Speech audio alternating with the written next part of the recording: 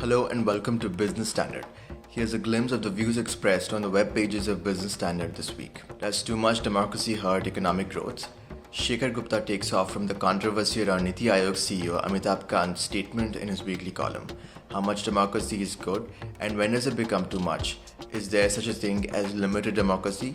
He looks at the examples of South Korea and Taiwan to lay to rest the theory that too much democracy can perhaps hurt economic growth. No economic freedoms can survive without political freedoms, he writes as he looks at China's even more authoritarian tone under Xi Jinping, which he says will hurt China's economic prospects too. More the democracy, greater the entrepreneurial energy and economic growth, he concludes. Does India practice social democracy or democratic socialism? Asks T.N. Nainen in his weekly column for Business Standard. The two sound similar but are completely different, he writes. In a social democracy, budgets are instruments that strengthen social security provisions like public school system, public funded healthcare, unemployment benefits, and so on, while democratic socialism emphasizes state ownership or control of production, but within a democratic polity. India straddles both systems. It has a large public sector that burns taxpayer money, and we have started expanding social welfare too. If India is to be a functioning social democracy, it has to stop practicing state capitalism while creating a disciplined tax system and reining in corporate power, he writes. Mahesh Vyas takes a look at the state of employment in his weekly column for Business Standard and concludes that the recovery phase of employment may be over and a decline may have set in.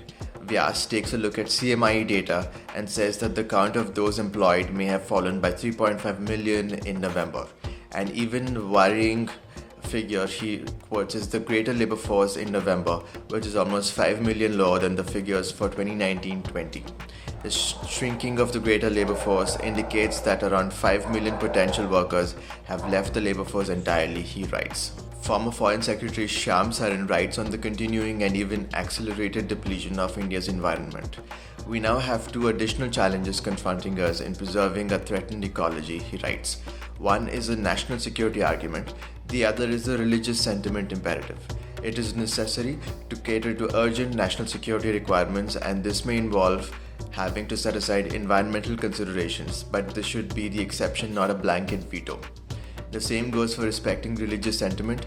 Door-to-door delivery is not necessary to solicit redemption, writes the former diplomat. The Ministry of Education's proposal to enhance its powers over the Indian Institutes of Management is unlikely to help the government achieve its objective of making India a hub for world-class education. The government has little to be proud of in terms of its record for higher education. Such proposals are unlikely to improve matters, says Business Standard in an editorial. Debashish Basu weighs in on the debate about allowing companies in banking. This is the wrong debate, he argues. If the RBI does its job well, and that is critical, no business can do much damage. And tight supervision would attract only the best names. Shady ones would not even apply, knowing that they cannot mess around. So the issue is not so much about ownership. If business houses are to be kept out only because the RBI is weak and inept, we have a much bigger problem to deal with. And regulatory accountability is what we should be discussing first, along with that of PSPs, he writes. At the India Mobile Congress, the Prime Minister gave a call for deployment of 5G telecom services to empower millions of Indians.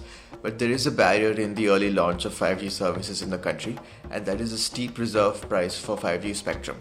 Nivedita Mukherjee writes that 5G technology can effectively empower millions of Indians once the price becomes affordable, and a high reserve price for 5G spectrum would not permit it. Union budget for 2021-22 will be presented in less than 2 months from now, and the context in which it is being prepared is one of the most difficult faced by the country and any finance minister in independent India, writes former Chief Economic Advisor Shankar Acharya.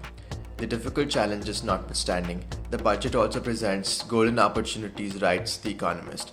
From presenting budget numbers in line with standard accounting practices, to a chance to shrink the centre's deficit to around 5% of GDP, to reducing personal income tax rates and even rolling back import duty hikes, this budget presents many such opportunities to the finance minister.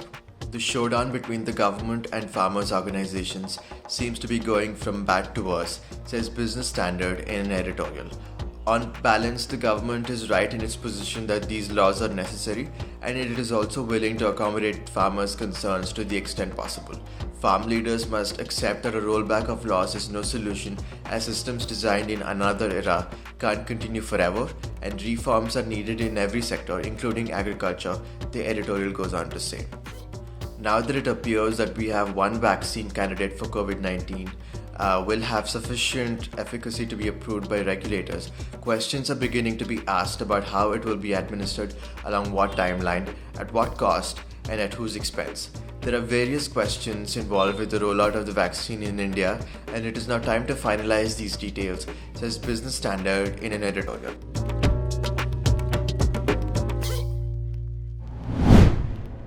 If you like this video, share it and subscribe to Business Standard. For more news, views and insights, log on to www.business-standard.com. Do also follow us on YouTube, Twitter, Facebook, Instagram, Telegram and LinkedIn.